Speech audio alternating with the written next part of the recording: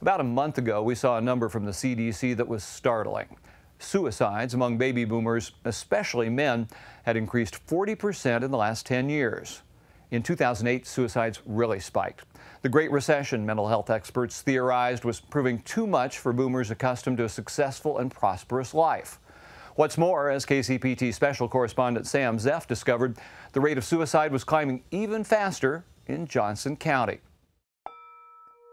Since this is a story about suicide, you might expect it to start with someone saying this. Our mom, we knew she loved us, and that's an important, amazing thing, and that's what she gave to everybody.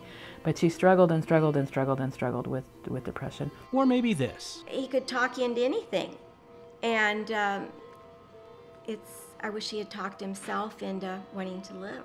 But for this story on suicide, we're going to start here. I mean, the economy was doing well. People were out and had a feeling that everything was going to be okay.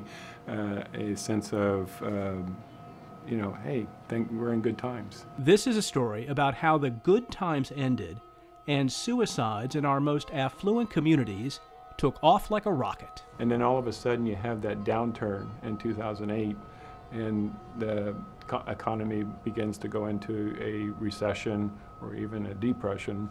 It really changed things around abruptly. The Centers for Disease Control just a few weeks ago reported something alarming. Suicides in the U.S. were up 28% in the last decade and up 40% among white men over 40. The Great Recession cost people their jobs, their homes, and their retirement.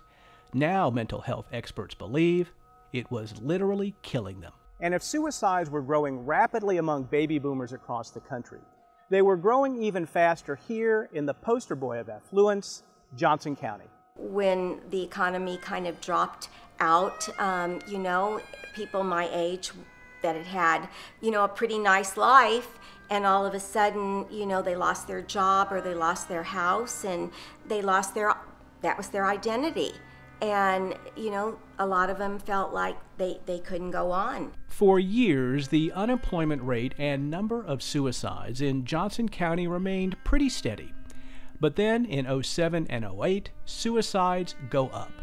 While this is before the Great Recession, it does track with two massive layoffs at Sprint, for years the county's largest employer. And then, in 2009, the economy goes to hell.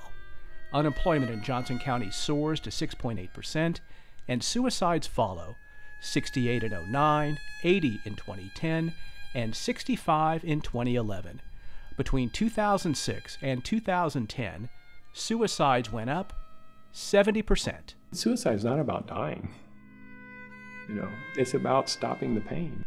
Bill Art is on the crisis team at the Johnson County Mental Health Center. He says he could see the rise in suicides coming. Anybody, I think, that has been successful in their life could get to that point where, hey, this isn't working anymore, and I'm not allowed to do this anymore because I can't provide a living for my family or my household. So in this building on Lamar, where most people come only to get their driver's license or car tags, counselors and mental health professionals took part in a CDC-sponsored event last month to try to come up with a national strategy to prevent suicides. Sitting in the front row was Bonnie Swade from Overland Park. I had the pillow done a couple years, 2 or 3 years after he died. I had put the pillow, and she made it so that you could put your hands in it, in the pockets, and hold it. Oh, that's kind of nice, too. Her son took his own life when he was 31. Now she and her husband run a suicide awareness survivor support group out of their home. We have several people in our group that still don't want to admit that their loved one died by suicide. They'll say they died by a heart attack or they had an accidental overdose. So not everybody, even family, is willing to talk about the reality of what happened in their family. They're embarrassed. There's a stigma attached to it. The stigma. That's the first thing professionals say that has to go. Treating suicide risk, reducing suicide risk, is not about treating depression or anxiety or bipolar. But if you don't create safety at the get-go, you're going to lose people, literally lose them to suicide. Marcia Epstein runs Headquarters House in Lawrence. They have a federal grant to train people all over Kansas to recognize the signs that someone may be suicidal. And here's something that's almost impossible to believe. Psychologists, school counselors, paramedics, nurses, doctors, teachers, police, nobody is required to know anything about suicide. It's not part of licensing, certifications, or training. 911, you're supposed to call 911. It's like, well, no, please don't, because you'll get an emergency communications worker who is very well intentioned and is going to do his or her best and is going to follow policies and procedure, which normally is going to mean dispatching police and paramedics perhaps. None of those people necessarily have any training in reducing suicide risk. The good news is there's movement on all fronts to prevent suicides. In addition to the CDC, Johnson County Mental Health has its own working groups. Washington State now requires training in suicide prevention for most professionals. But the most important thing is that people are talking about suicide, making it okay for people and families to seek help. We need to turn suicide, says Marcia Epstein, into a casserole illness. Well, if somebody loses somebody to suicide, or somebody's really struggling so intensely, if it was a casserole illness, your friends and family would mobilize and help you. They'd bring you food, they'd bring you stuff you need, they'd spend time with you. That's what suicide prevention should be about, casseroles.